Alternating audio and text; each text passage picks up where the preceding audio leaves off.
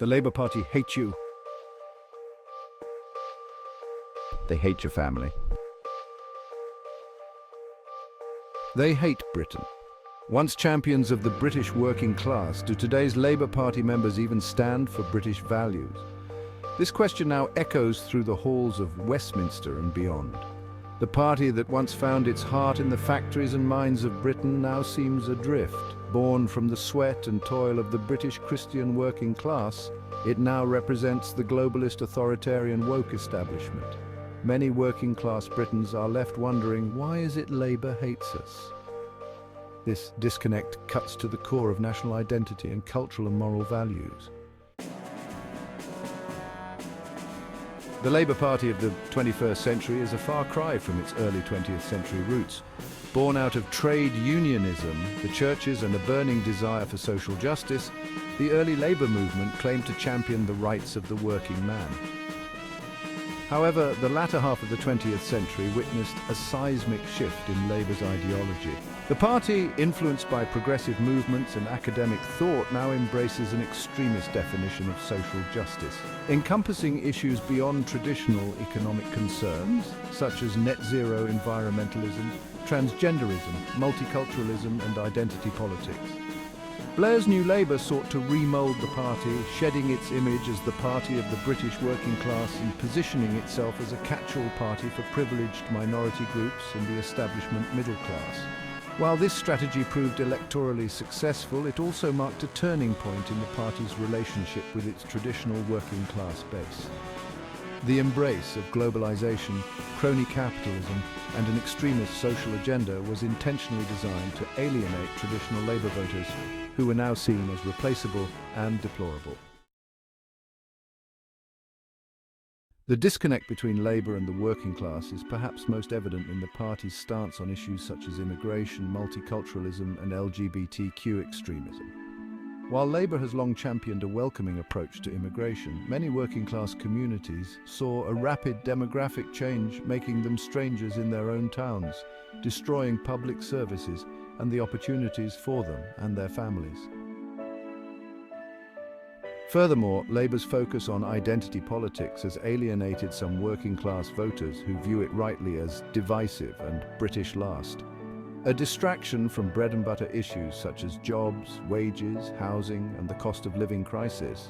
The party's emphasis on empowering and promoting the demands of minority groups has created a justified perception among some that it is no longer prioritising the concerns of the British working class. And when the concerns of the working class are raised, from open-door immigration to social housing to grooming gangs, the Labour Party has smeared the British people as racist and far-right. The abuse for the working class, especially the white working class, comes quickly to Labour lips. Many have turned to other political options, such as the Reform Party and the Workers' Party of Britain, which they perceive as being more in tune with their values and concerns. The Labour Party's recent history has been marked by a series of controversies that have further strained its relationship with the electorate. From the Iraq War to the grooming gang scandal, these events have eroded public trust in the party and fueled perceptions of hypocrisy and elitism. Remember, all the grooming gang scandals occurred in Labour seats. All were covered up for decades, and no one in positions of responsibility has been adequately punished. The decision to invade Iraq, spearheaded by Starmer's puppet master Tony Blair, proved deeply unpopular with the British public. The Starmer government in waiting is salivating at the thought of wider war with Russia and meddling in the Middle East. It will be our children, not theirs, that they send into the meat grinder. More recently, the Labour Party has been embroiled in a series of internal disputes and scandals. Allegations of anti-Semitism and Islamophobia within the party, coupled with a perceived lack of action from the leadership, have damaged Labour's standing among the wider public. Labour's stance on Brexit, attempting to talk down Britain on the world stage and sabotage any benefits which could have been gained, left many voters feeling confused and unrepresented. Never forget the traitor Parliament after the Brexit vote and the contempt they showed to the British people. The Labour Party has rejected the opportunity of rebuilding trust and reconnecting with its traditional base.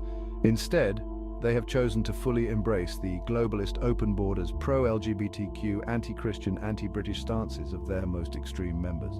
Starmer may be Blair without the flair, but like Blair, he is not a moderate. Labour will only accelerate everything you hate about the Tories. They will not deal with the concerns of working-class voters.